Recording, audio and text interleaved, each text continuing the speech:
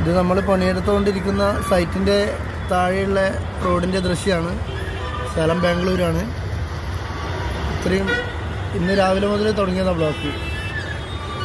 അപ്പോൾ അത്രയും വാഹനങ്ങളും ആൾക്കാരും പോയിക്കൊണ്ടിരിക്കുന്ന വഴിൻ്റെ അരികിലാണ് നമ്മൾ പണിയെടുക്കുന്നത്. 4ാം നിലേൻ്റെ മുകളിലാണ് പണിയെടുക്കുന്നത്.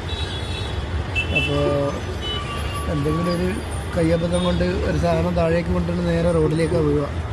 അതുകൊണ്ട് അത്രയും കെയർഫുള്ളായിട്ട് വേണം പണിയെടുക്കാൻ.